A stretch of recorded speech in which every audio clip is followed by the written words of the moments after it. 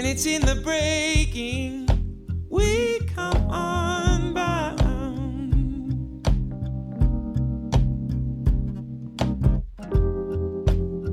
and it's in the giving. We are found, yeah. You could barely change. Welcome to A Medicinal Mind, Wisdom and Wellbeing, a podcast dedicated to the telling of authentic stories and the sharing of insightful wisdom, exploring science and spirituality, medicine and Mother Nature. No topic is off limits when it comes to growing our personal understanding and supporting our collective well-being. With your host, Dr. Rob Abbott, a family medicine resident practicing spiritually focused and evolutionarily informed functional medicine, we hope to nourish your being so that you can flourish in whatever the moment has called for you to do. And I know you tried.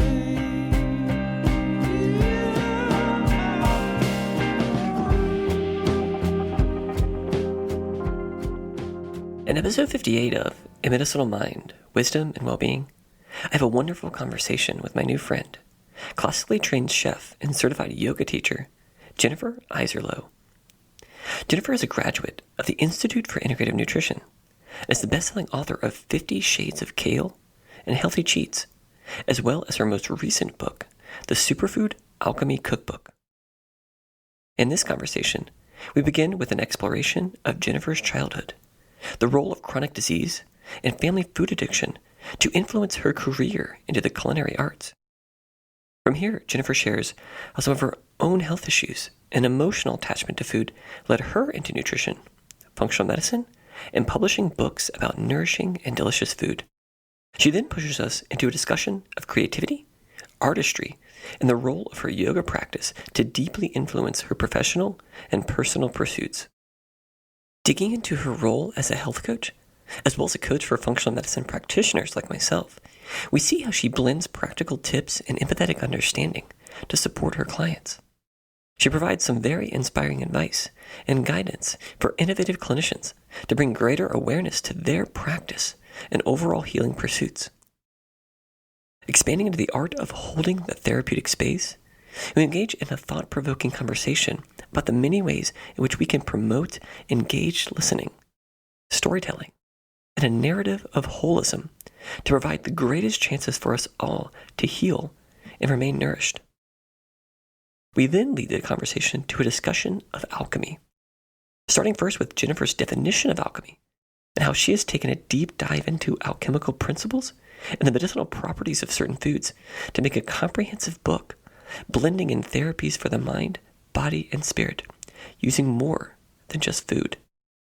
She even provides an interesting perspective that functional and bioindividual medicine is one form of modern alchemy. This conversation is so positively intense, and I'm so happy to be able to share Jennifer's work, as well as her tremendous passion to help grow this greater movement of root cause resolution and bioindividual medicine. Be sure to check out the podcast page for links to get Jennifer's latest book, as well as links to get her free online program accompanying the book. And with that, let's dig into the show.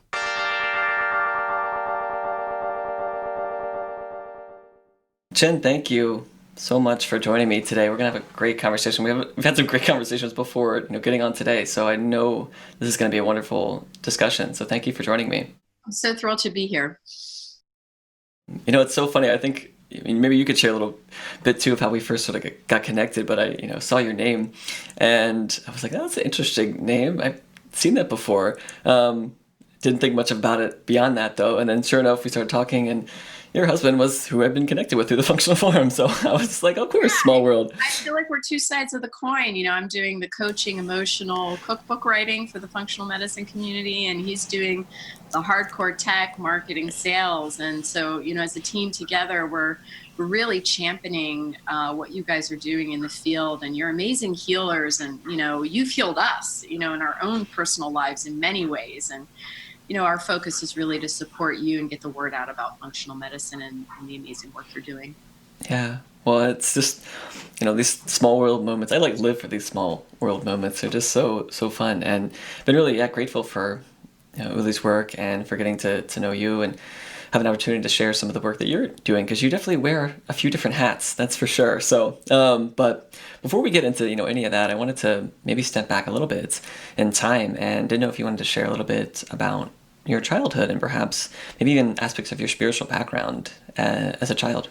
Sure. So it's been a wild ride. I come from a family in Pittsburgh, and most of our family members are morbidly obese and have died from obesity-related diseases, diabetes, heart attack, a lot of addiction going on. Food addiction was huge in my family. So I've always been just obsessed with food. So I think my challenge, when I became a chef in my 30s, was to change that unhealthy obsession into more of a love relationship with food. So, my husband and I moved to New York. Uli was actually working in big pharma, so he doesn't often leak that, but I'm going to leak it for him. So we say he was working for Darth Vader for the dark side. Now he's in resistance. But we New York initially because he was doing cancer research, and then he found a job doing Alzheimer's, working on an Alzheimer's drug. And around that time, when we came to New York, I was just blown away by the amazing energy and everything you could do. And I decided to follow my dream to become a chef when I was 30. But at the time, I still suffered from an emotional eating addiction. So at that time I had stumbled into a yoga class, and, the more I did yoga, the more I realized that there was this very intense mind-body connection thing going on. That every time I had a fear-based thought, I could feel something happening in my muscles or in my organs or with my facial expression. So as, sort of a little experiment, and I was still emotional eating then, I was like, what, every time I wanted to go to the fridge and eat something and I wasn't hungry, I'm going to scan my body and see what the heck's going on. And I noticed I was tensing my stomach. Ooh, what would happen if I would just release that area and the muscles? Would I still have the urge to eat? And it would just give me a split second to kind of have a breath and think about what I was doing. And I just did that practice every day for about a year. And eventually the emotional eating addiction went away. And, people said to me, oh my God, how can you work in these kitchens and you're obsessed with food? But I think, I started to realize that I could work with food in a different way. I didn't have to be constantly putting in my body. I could learn the craft of food from great chefs. I worked as a food stylist after I worked in New York City kitchens. I ended up private chefing for celebrities, which was a real trip. Yeah. So I pass on the love and passion I had food by making it for others, by sharing it. So food's really been sort of my spiritual practice through these past 15 years. And, I started out as a professionally trained chef. I worked in New York City kitchens for about 3 years, and then I private chef for 3 years. And then I got into publishing. And that's when I really started to get curious about food as medicine because of my yoga background. And at the time I was doing an internship with a nutritionist from the Today Show, Joy Bauer, and she came out with the book Food Cures. So that was me sort of dipping my toe in the water and understanding food as medicine. But that's where I met these, great foods like turmeric, these adaptogens and herbalistic traditions, because we started to very slowly integrate that in. And this was sort of on the edge. And this was around, maybe 2005. I'm terrible with dates. So it's been a really exciting journey. I went on to get certified in yoga. I have a health coaching degree from Institute for Integrative Nutrition. And then I stumbled upon integrated and functional medicine, and I started writing cookbooks with doctors. And that's when I really went down deep into the rabbit hole and start working with a lot of folks in your community. And then, of course, we met Sachin Patel. My husband works with him quite a bit. And it was funny because Sachin actually outed us at a conference. He's like, Jen and Uli haven't had their GI maps done. So we can talk more about that. But yeah. Because we went through the functional medicine process of getting a lot of testing done, because I felt like we had the food part and the mindset going, but gosh, we had no idea of why Uli's cholesterol was so skyrocketed high and why I had fatigue. And here we had all kinds of crap going on in our guts. He had candida. I had undiagnosed gluten intolerance. So, functional medicine, I feel like has really saved our lives, but it's been an incredible health journey over the last 15 years. And I'm just so thankful that you guys are here to kind of take us into the new age of health and wellness. That's a great way of putting it. I feel like the new age of health and wellness, not the new age of hospitals and medications. I feel lucky to be a part of it, and I really appreciate your sort of kind words. And it's amazing. I mean, what you're just sort of sharing there is really the work this entire movement is trying to do.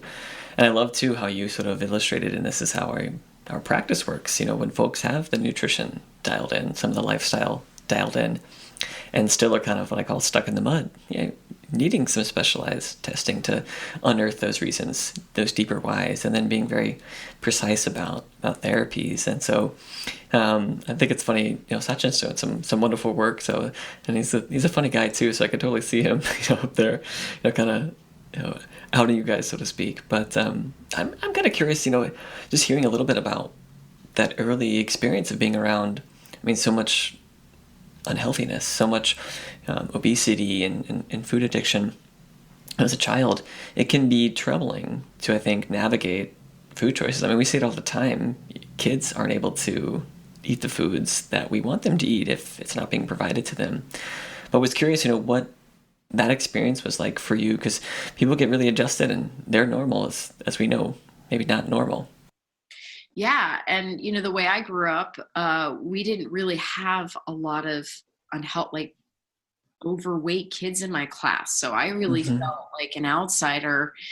And, you know, in my family, I was very fortunate in one way because we cooked a lot. So I had rich cooking culture, but we ate so much and sweets were a part of every day. And I was also drinking 3 Pepsis a day and eating 2 Snickers bars. I had a wild sugar addiction. And I was one of those kids that just had the rounds of antibiotics because I had a lot of ear infections. Mm-hmm. So, you know, I had a lot of issues going on in the gut, but, you know, I think it was just the programming because, you know, my family had this great passion for food. They're amazing cooks. Everyone in my family can cook and their food is delicious.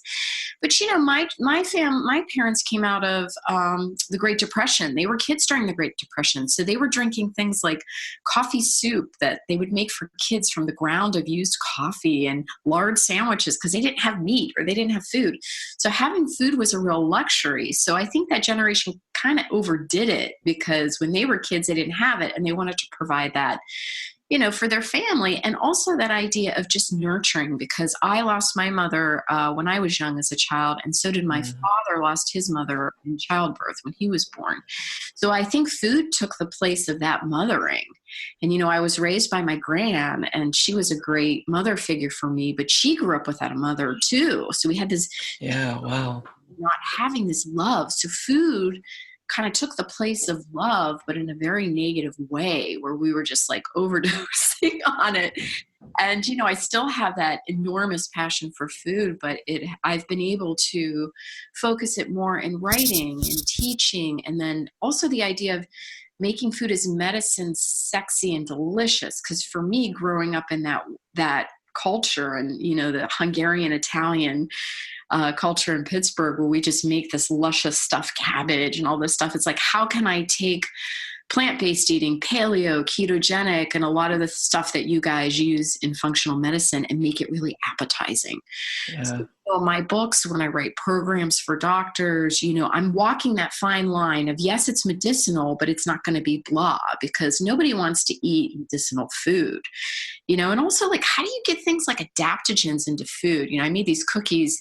Of course, Sachin wants them. He saw them on my Facebook, but I made a cookie, gluten-free flour, grass-fed butter, and stevia, and I rolled it in reishi mushroom powder.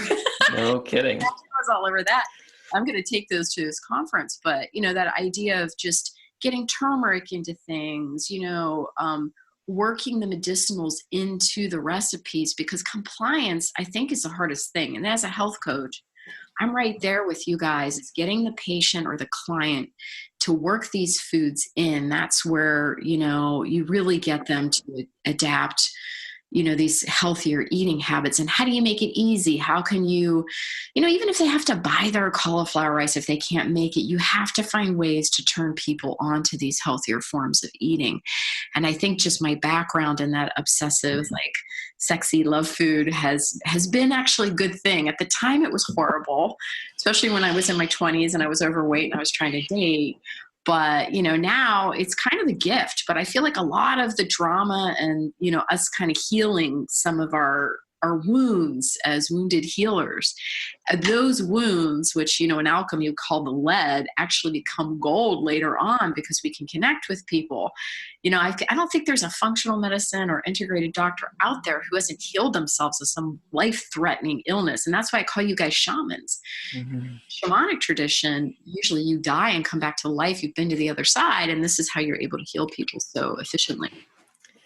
Wow, there's so much there I want to unpack. It's a beautiful, yeah, no, it's really wonderful. It's a beautiful story. I mean, the first thing I think of as you're sort of talking about your own transformation and this relationship with food.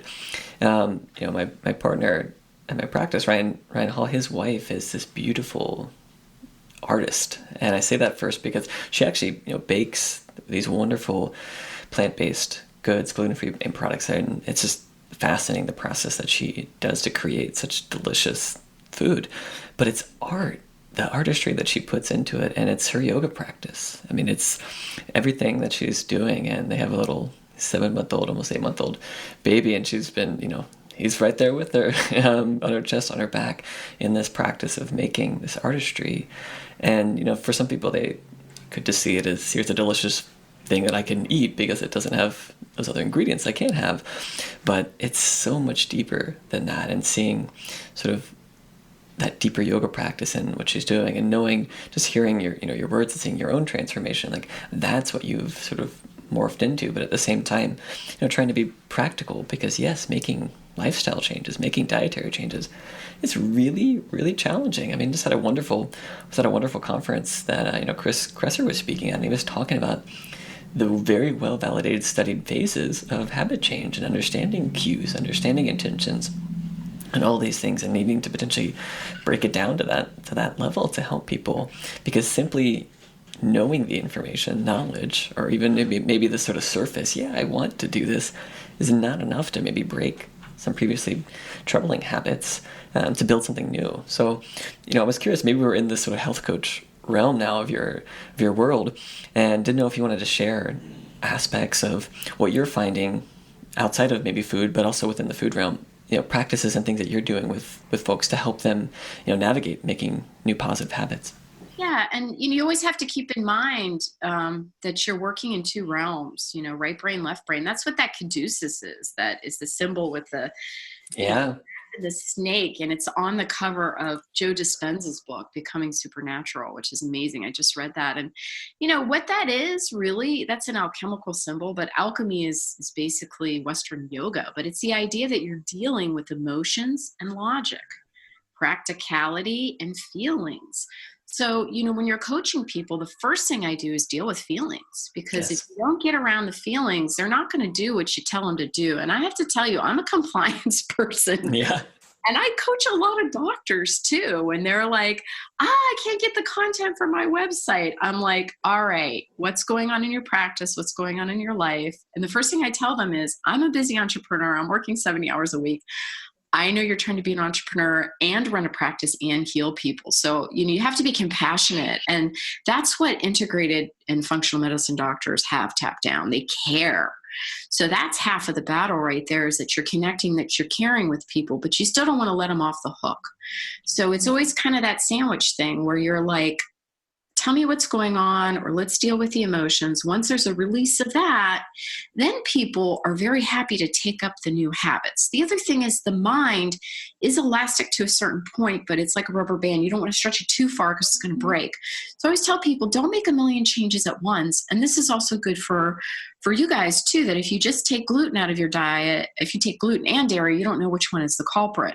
So you want to do changes at one change at a time, kind of chart what you're doing and see what happens. But it's really important to also, just see what's going on emotionally with a person without falling into that emotion with them. I've had to kind of learn, as a person who's very emotional and empathic, to kind of be able to hold back a little bit too, and to be the witness. And I learned that from yoga too, is that you're witnessing the person's feelings, you're showing compassion, and then you bring on the hard ass stuff. So Yeah. and Sachin's taught me that too. People come up and hug me, and then then he'll tell you off because you haven't done something you're supposed to do. But I do that with my clients too. But my clients also know that I just their well-being is number one in my book. And they can tell that I'm a very caring person. And I do this because I love people. I want them to heal. I've had my own healing journey. People have helped me. So it's a very, very personal, I mean, my job is my spiritual practice. And that's the same with you guys too. So, it's very important to understand that symbol, the caduceus, and to follow it, and also to follow it for yourself. A lot of practitioners out there are not doing the proper self-care. It's very tough because you guys are working, you're healing other people. But man, the one thing they don't do, if I can just yell at you right now and be tough, is meditate. Get your meditation on every day, even if it's only 5 minutes in the morning. Get that precious vacation for your brain. Yeah. It's about being compassionate, seeing where the person is, seeing what they can handle too, like cherry picking things. You're not kind of overwhelming them. And I know it's hard when you have somebody that comes in that's got like SIBO or some kind of crazy fungal infection. Maybe they have candida.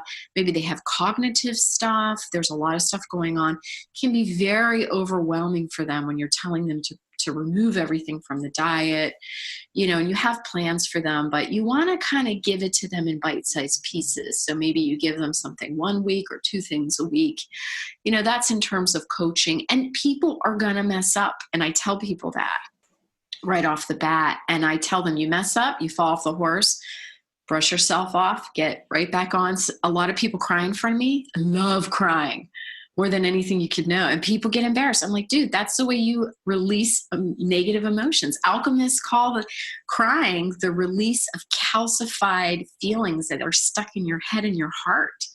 And they call it disillusion. And that's kind of like, when you put like drops in your eyes, you're dissolving things. So it's okay to let those emotions come out. And I'm sure, as a doctor in your position, you probably get more emotion than I think a regular doctor, where you just go in and they do a 15-minute thing and then they're out the door, But we're kind of working in both realms, and it's a lot. It's a lot. Yeah.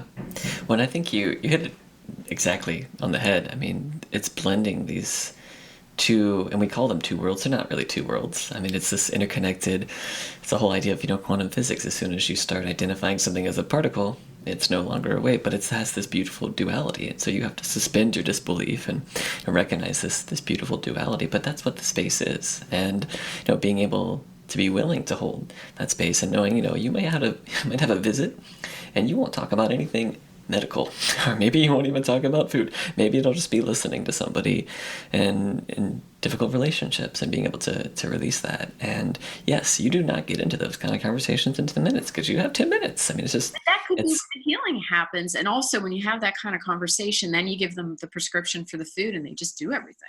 Yeah. There's none of you having to force a compliance because you did the emotional healing work for them, and boom, they're ready to tackle the other stuff and there's no more problems. So it's kind of like interesting how you just have to meet the patient where they are, the client in my case. Truly. And I mean, you can't learn these things in medical school. Medical school isn't teaching you to hold these types of spaces. I mean, there's a few that are being more progressive in their clinical knowledge, and people are learning, sort of motivational interviewing and other techniques, but those are still all sort of techniques, and you really just need to sit with folks and really focus on listening. And I think I was really lucky because as I was having my own sort of rebirth and coming into this space, I took a year off, and during that year I did a positive psychology research study. All I did was listen to people tell their story. I did not care. My job was not medicine. I had initially when I started, I had a script, and I was not good at it because I had to follow the script.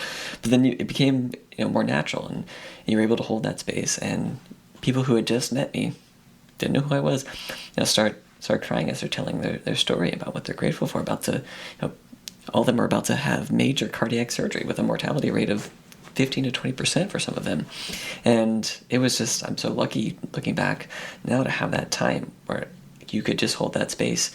And maybe we should have an entire year of medical training that's just that. And you're not even trying to learn an exam. You're not trying to learn medical lingo or anything. You guys have had that because, most of, the practitioners I've worked with or I've met have some kind of training like that. They're yogis, they're Reiki masters, they're naturopaths, they're, they're shamans, and they study those practices very deeply, those, more emotionally, imaginative practices of healing deeply. So you guys are the ultra, I call you guys the super doctors because you got both. But yeah. And it's so interesting that you're saying about the cardiac stuff, because here you are dealing with people's feelings and of course the heart center, heart chakra, and you're healing that organ, that energy center on so many levels. It's like, Yeah. And I even saw it because I was just getting into a yoga practice at the time. So I sort of saw it as my purpose, and maybe this, messed up the study results, but whether someone was going into the control group or had the intervention, the interview and the later intervention, I sort of saw it as like, how can I prepare the heart center for what they're about to undergo? And the next things weigh heavy on your heart emotionally, they literally affect the physical heart. It affects how your heart palpitates. Yeah. It affects how you're able to sleep at night, which affects heart health. There's that idea of that mind, the body, soul, mind. The soul in alchemy is the emotions. Well, not directly, but it's correlated to emotions, and the mind is mindset. So you have to heal those areas on 3 levels, and you have to help the client or the patient understand that they have to do therapy for those areas. Yeah.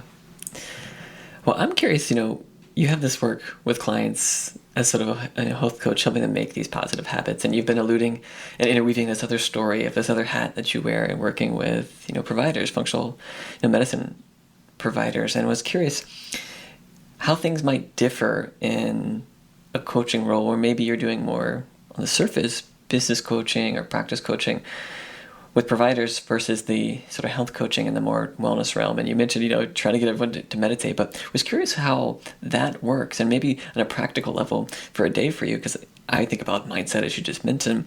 I would actually be coming into things, I think, with a somewhat different mindset if I knew today I'm going to be talking with providers about XYZ versus working with clients, and was curious maybe how your practice or what you're doing in a day maybe is different depending on who you're working with for that moment. Sure. I can say that 99% of my health coaching practice is actually practitioners. Yeah. I never dreamed in a million years that I'd be coaching doctors, but I feel that, doctors and naturopathic doctors, they need coaches, they need support. So it's not that I'm coaching them necessarily on food. A lot of those practitioners have their food stuff tapped down, or maybe they just need tweaks or little boosts. But for me, it's more on mindset or getting them through certain blocks so that they can achieve more to get the word out. So I'm teaching them media training. And this all revolves around dealing with emotions. So I'm doing emotional healing, emotional balancing with them. And dude, your job is hard. You got a lot going on. It's like you're trying to run a business. A lot of you guys are cash-based practices. So you have to be an entrepreneur, and you have to be a doctor, and you have to manage staff. You have 3 jobs. So I'm teaching practitioners how to stay out of the red zone, how to not go crazy. And I think because I was a chef, I've worked for celebrities. I've had my own business for over 20 years.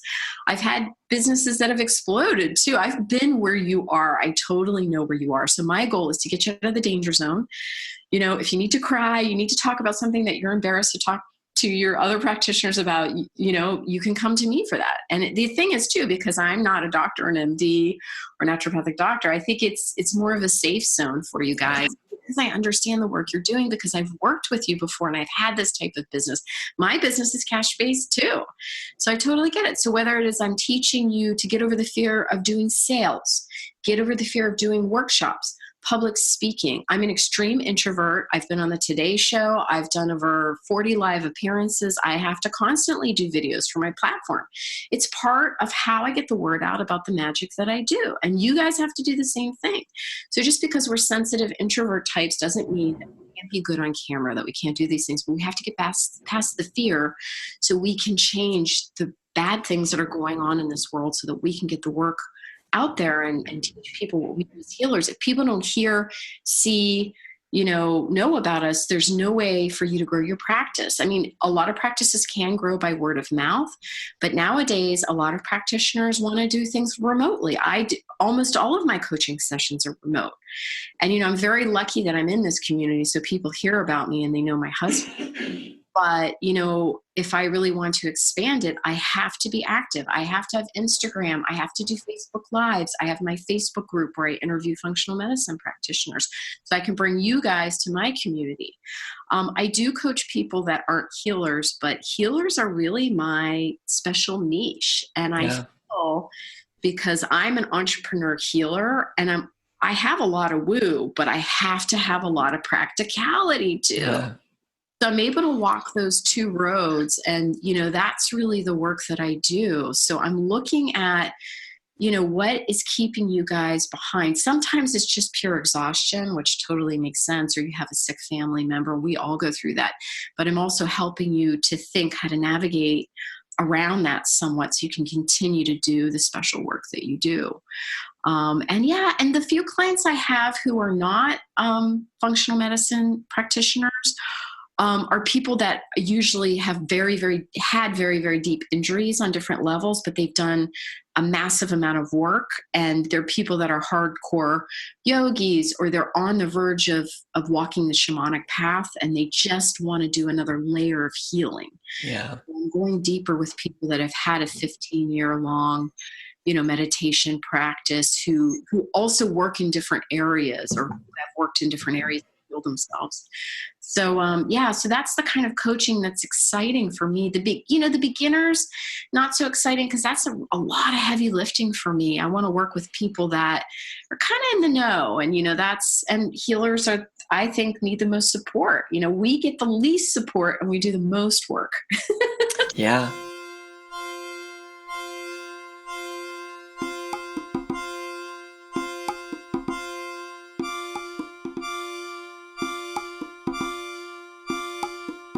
As a functional medicine practitioner, Jennifer's work and passions are, on the surface, obviously one with my chosen career. What became more apparent, however, during the deepening of our conversation, was the fascinating unity behind our empathetic core, our spiritual roots, and our understanding that food is simply one tool in the greater toolkit of natural medicine. Inspiring the healer, as well as sharing her creative artistry through nourishing cookbooks, Jennifer is seeking to nourish the healer and the healing in ways we may never fully understand.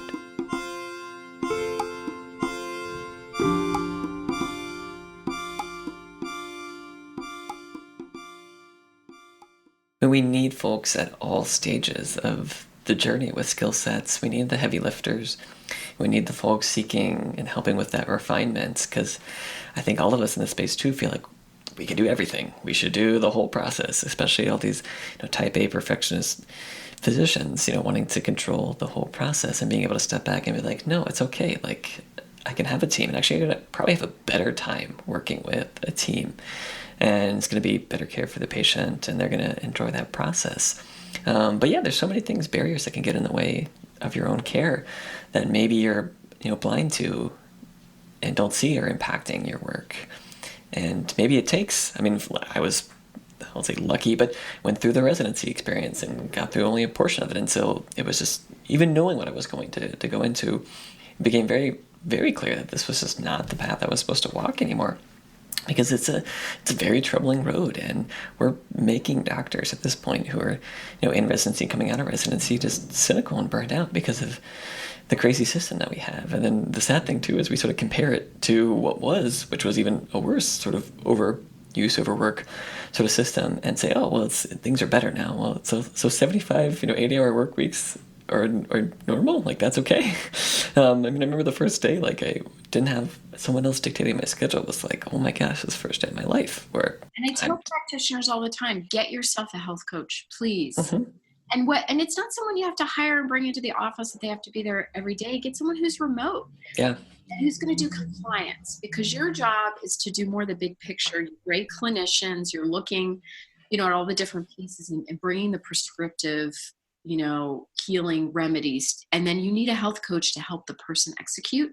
Yeah. You do the first layer of healing. Maybe you have that emotional talk with someone, you break things open. But then you have a remote health coach who does all the pick up the pieces, and you have an office manager, and you have a social media person who does your Insta. Maybe you're picking some of the photos, but yeah, you guys need help. But it's also like, what do you do if you have a couple of those people and they're not working out? You have a lot of practitioners like, well, I have this like office manager or naturopathic. I'm like, what does your gut tell you? They're like, they're awful. I'm like, dude, fire them. They're like, but I feel bad. They have families. I'm like, you have a family.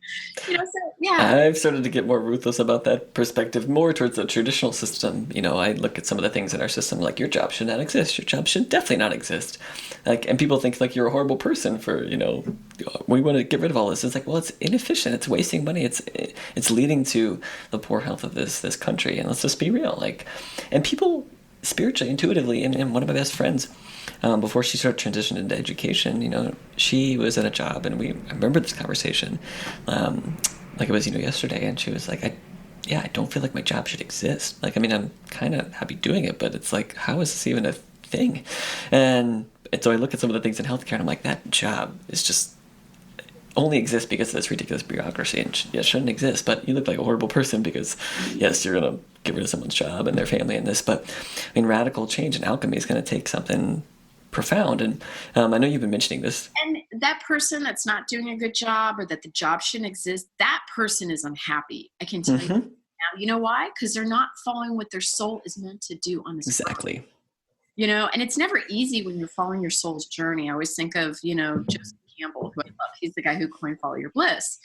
But he says, like, in the beginning, it's not easy. You have to kind of go against the machine and say, no, I don't want to do this. You have to say no to your parents. My parents were devastated when they found out I was going to become a chef. They were like, why did we put you through school? You're going to be taking out garbage. But then when you start doing what you're meant to be doing, there is something that happens synchronistically. You do have magical helping hands, but you guys are doing what you're meant to be doing, and you guys are revolutionaries.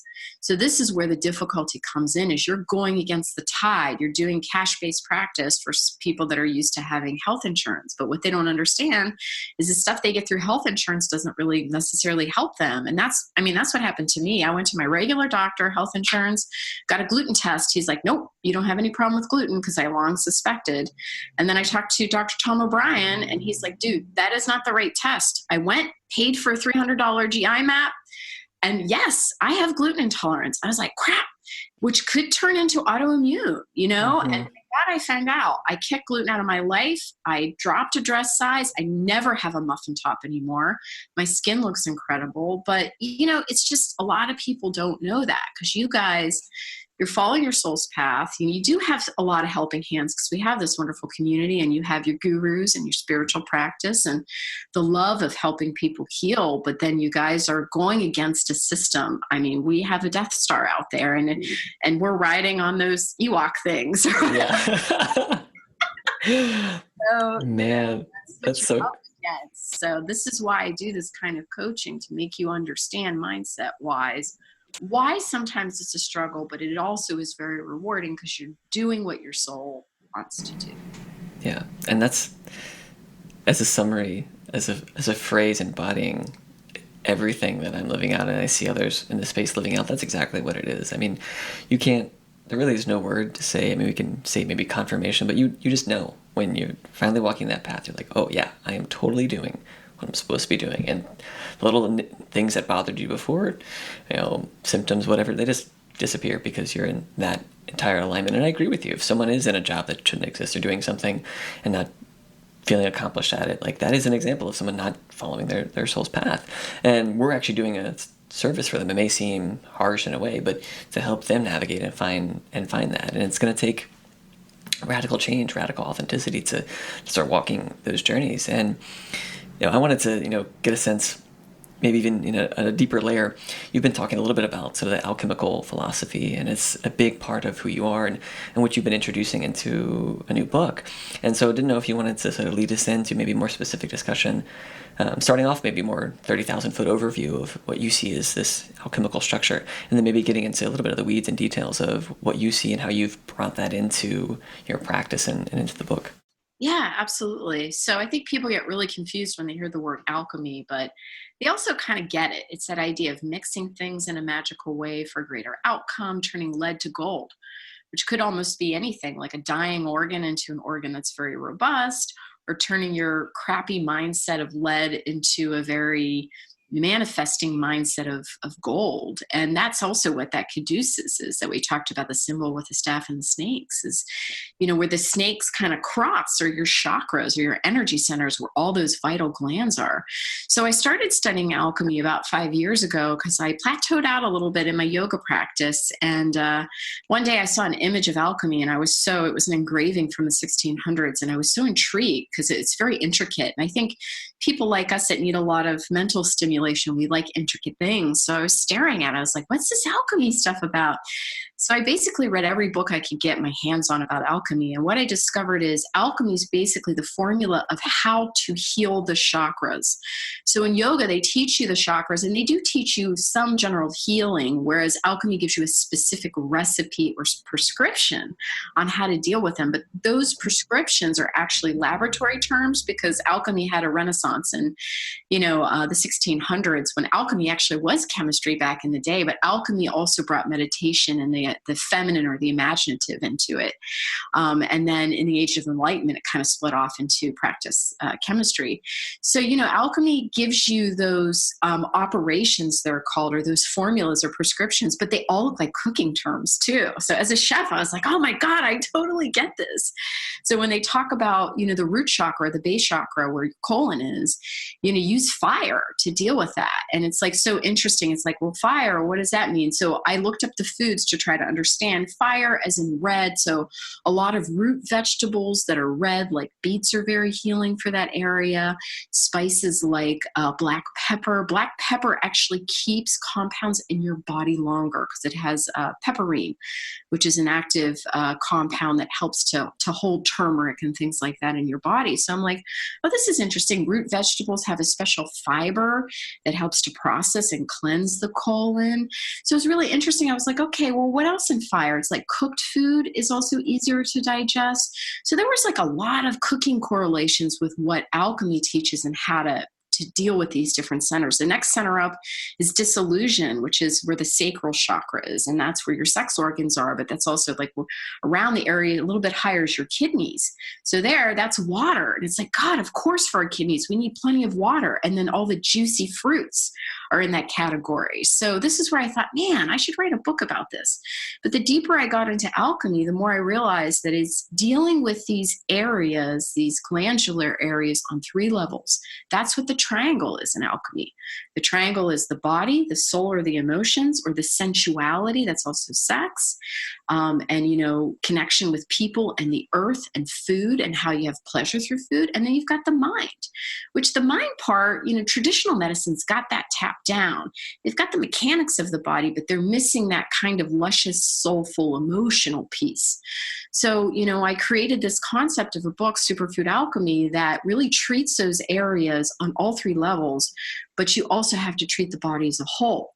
But that idea of the triangle, it's kind of like, if you're just riding a bike and dealing in one part, you've got 2 broken wheels. So you have to be working those areas on 3 levels all the time. But then I thought, oh my God, how do I tell people with a busy schedule that they have to do this? So the book is to dovetail these practices. So they're 5-minute practices or they're really quick recipes, but they're always connected to other practices like meditation, essential oil, beauty, how to enjoy your food, spices to make it taste more delicious so it is more healing. And then on another layer, what I did was incorporate important adaptogenic foods into each chapter that deals with each of the centers. Those adaptogens are really healing for those organs. So, turmeric is kind of a gold standard for the whole body, but I put that in the gut area because in yoga, as you know, the gut, the solar plexus chakra is yellow. So of course, turmeric, I'm like, that makes sense. Black pepper, because it has kind of a burning, dark asphalt kind of thing going on, went into the calcination chapter, which is the root chakra. So it's kind of interesting how I, would dovetail those things, but that's in the true alchemical tradition. And I feel functional medicine is modern alchemy. So when functional medicine practitioners see this book, they get it right away. When yogis see it, they get it too. And people who don't know alchemy, it's a really simple explanation in the beginning. Alchemy is so much deeper than how I'm explaining it. There's so many other pieces, but those are kind of the simple lessons that I've distilled down, and I'm still learning. This world is, the more you get into quantum physics, shamanic healing, yoga practices, integrated medicine, you could go on forever. But the idea that I think what I wanted to teach people most is to understand that we're not just a car moving around, that you've got to treat on these different levels. And sometimes if you treat just the emotional or the mindset, the physical will come around. But you have to kind of see where the ailment is the worst. So in the book, I teach you how to diagnose, and it gives you little chapter openers to understand how these centers also have emotional correlation. So like, for example, I have a client that never, she had a very abusive husband and she never told him off. Of course she has thyroid problems, and once she started to stand up for herself in a verbal way, she started to make different choices when it came to food that were also healing for the thyroid, but it wasn't all physical for her. She did tweak her diet. She was eating fairly healthy, but there was still a blockage there. So this is why it's really important for us to understand that we have to medicate or, take care of ourselves on all levels. Are you going to be able to do all levels all the time? No. Does healing happen in a linear way? Never.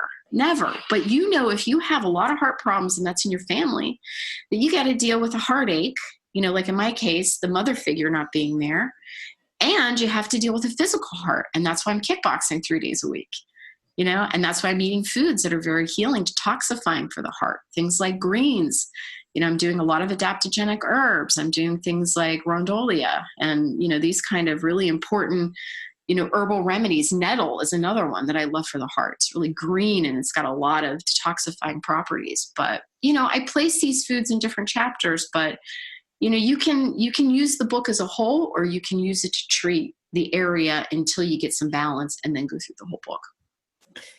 It's really beautiful. I mean, just sort of sitting here, like listening, and yes, you can only really scratch sort of the surface, as you're saying, of what these deeper layers of, alchemy look like and really mean, but it's still just a beautiful description of the process. And I think in a practical term, we as practitioners can, resonate in seeing that at some point food is not the issue. You need to stop beating a dead horse. Like, you need to change your food or focus. When food is, dialed in and there's still an issue, a blockage in an area, you need to delve into a different layer. And the whole process, as you said, is iterative. It's not linear.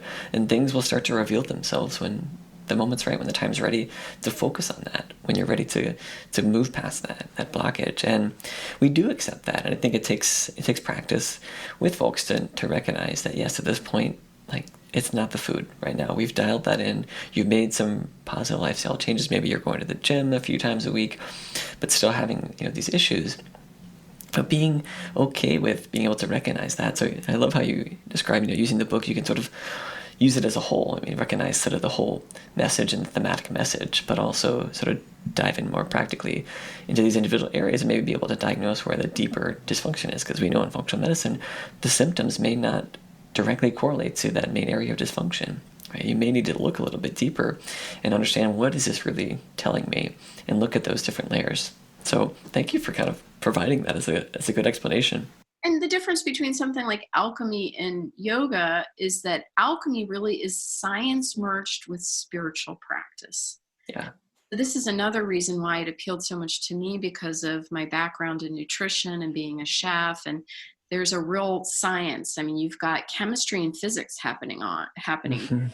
So the book actually is less on the woo meter, even though I love the woo. It's more science, but I feel it's just enough woo for you to understand where you can bring the science to a different place with people.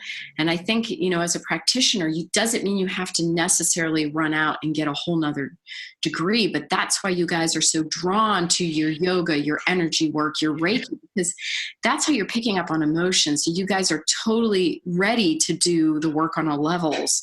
You've got it. And a lot of the practitioners that I coach are empaths. Mm-hmm. If you're an empath, dude, just sprinkle a little science on there, testing. And as soon as you feel the person like getting weird, ask the right questions, make them cry. Mm-hmm. That's my formula. Yeah, you've already got it. So, this book is just like a manual for the lay person who really wants to dip their toe into multifaceted healing. And, that's why. And, it's kind of got that dark alchemy. I mean, the witches love it too. Yeah. Fine. Like, I see myself more as a science alchemy person, but it does have that vibe. Mm. I love it, but it has a farm to table vibe too. So I feel like it's the culmination of everything I've done over the last 15 years. That's really beautiful. And I want to give you an opportunity now to maybe speak more specifically about the book and perhaps anything else that you've done numerous things before, but if you wanted to give folks any more specific information about the book and anything else that might be going along with it, or things that if they're wanting to delve even another layer deeper or to integrate another book or another practice with this, please provide folks with that information. Sure. So I'm super lucky, first of all, to have a wonderful husband who's so tech savvy. So he built me a book website, which is the bomb. And when you guys come out with your books, I always tell you, please have something like that. Definitely do an Amazon campaign and reach out to everyone and their mother about the book, because promotion is the hardest part when you have the book. And so I have a beautiful book website. It's superfoodalchemy.com. And the important thing about the site is I have a 10 Ways in 10 Days video series. And this is something that Uli does when he builds practitioner integrated websites, which he calls funnels. And nobody seems to know what a funnel is, but it's basically a website that does a lot of nurturing, so patients can get to know you through your website, because it's very hard when they can't meet you. So there's videos, there's autoresponder emails, there's things they can sign up for. So the video series is the 10 Ways in 10 Days to Holistic Healing. And in the video series, first of all, it's free. They just sign up. But in the video series, I already teach you the basics of a lot of the practices that are taught in the book. I don't teach you how to dovetail them because that's the book, but I teach you the basics of crystals, dipping your toe into herbalism and adaptogenic foods. What are adaptogens? I teach you the basics of healthy eating, a mindset. We do some meditation work in there. So a lot of the practices that are focused in the book, you get me in video form. And I tell practitioners it's so important to learn to do video, just so that people can relate to you, so they can see your face, they can get to know you. The more they see you, the more they trust you, the more they like you. And it's kind of like that Oprah effect. I mean, if you can be friendly in the videos, that's awesome. And that's some of the coaching I do, is to teach you how to be, kind of get out of the fear factor and talk less about the tech and more about, connecting and the emotional with people. But, having a video series like that is, just great for people to get them started on the healing journey right away. Yeah. Great for your brand. It's great for your karma. And it's also just a great way for you to really feel comfortable talking about what you do in the most simplistic way. We deal with very, very complex things. If you start talking about the microbiomes, people still don't know what the microbiome is. People don't know about glyphosate. They don't know about gluten. They don't know about these topics. So you have to dumb things down and explain it to them so that they can see how making one small change might impact. So I did a video just on fear and what fear is and what it means to get over it, and how to start a mindset practice where you can conquer fear. And I have a lot of visualizations, images, and stock photos in that video to kind of show people how I got over my fear. And I always think about walking through a ring of fire. The first time I went on the Today Show, that was my first live TV appearance. I was terrified. And I did it anyway. Did I cry a little bit when we got pulled over by the cops on our way to the Today Show? Yes, I did. No kidding. But it's that idea of, giving people bite-sized, what they can do now, practical, this is a DIY society anyway. So so the book goes a little bit more into detail about that. First of all, I think the book is beautiful. We're thrilled. My friend Andy Betsis did the photography for it. She's a fine arts photography trained, amazing. We shot it in my living room. I did all the food styling and the props, and it really has a lot of earthy, beautiful, everything in there. When you cook the recipes, they're going to come out looking like that. So I really wanted it to be natural, beautiful, approachable. I also wanted mysticism in it, because I think all this constant talk about nutrition bores the heck out of people. Yeah. People love things like crystals and psychics and tarot and all this, because it pitches them out of the boring everyday kind of, you should do this. So it's there's those things are sort of sprinkled in, but then they're also sprinkled in a way that, how do we explain them scientifically? So, in the video series, in the book, I explain why I use crystals, and it has to do with energy and quantum physics and vibrations and how objects have different vibratory qualities. It's the same thing with foods. It's the same thing when we talk about essential oils. Why do we use an essential oil for a certain chakra or organ system? Is because the compounds in that essential oil relate to that organ. So, you can do the beauty on the outside for that organ system or those glandular systems, but then you do the foods for the inside. So, I make some kind of sense out of these things when I bring them together in the book, but we got to have the magic, like food has to be fun. Like healing can be fun too. Like I make it fun for myself. I get my crystals out and Yeah.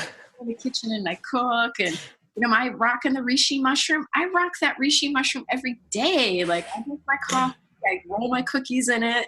But it's the idea is like, how do you make it fun and interesting? So the book is really just devised on those different systems. It's 7 chapters. Of course, there are chakras that go above, but that's for another podcast. Healing inside the physical body. So it's 7. So there's a lot, I did a lot of science research for this, and I read a million studies. So I referenced a lot of studies, and I tried to get the studies that are most current.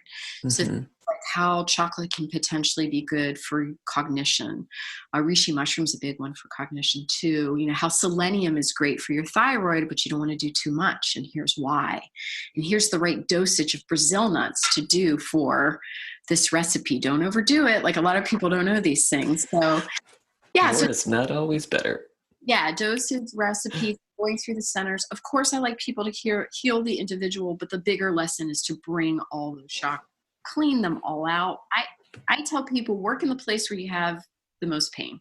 Start there and then work your way around. Yeah.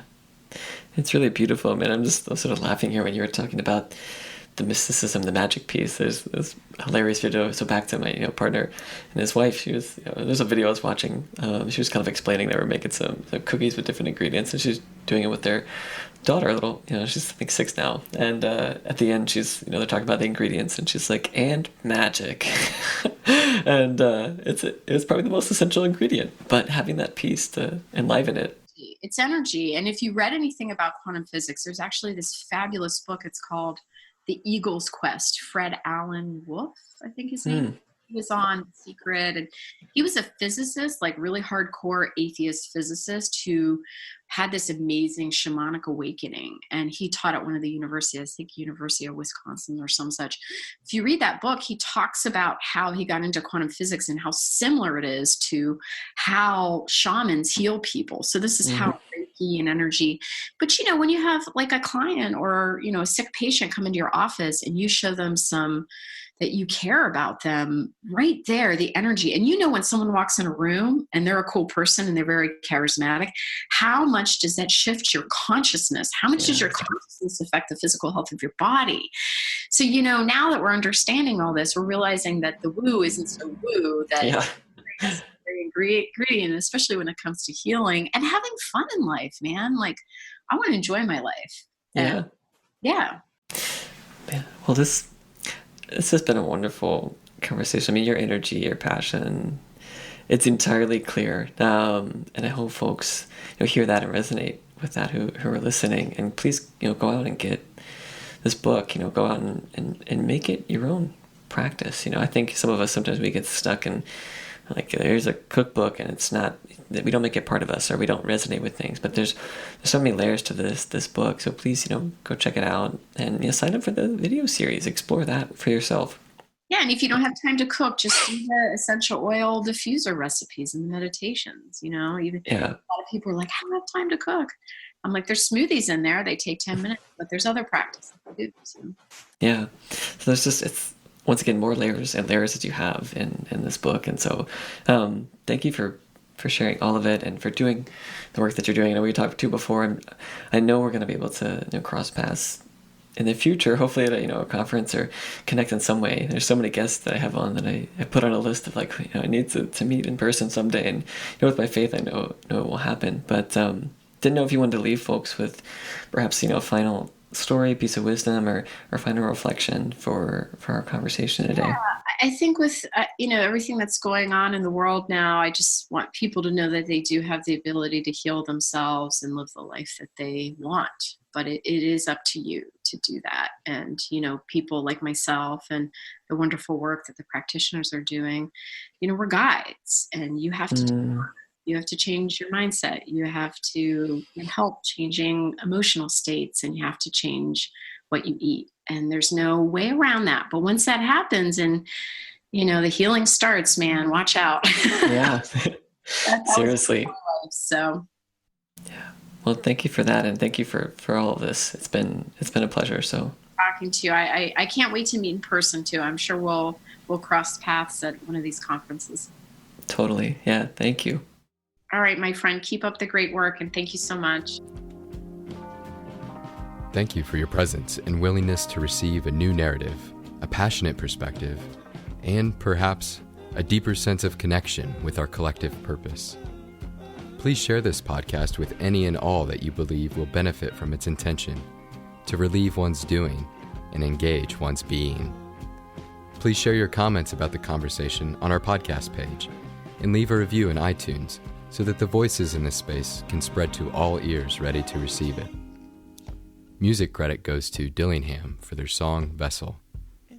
Remain open, stay curious, and forever be love. You walked on fire, and I know you tried.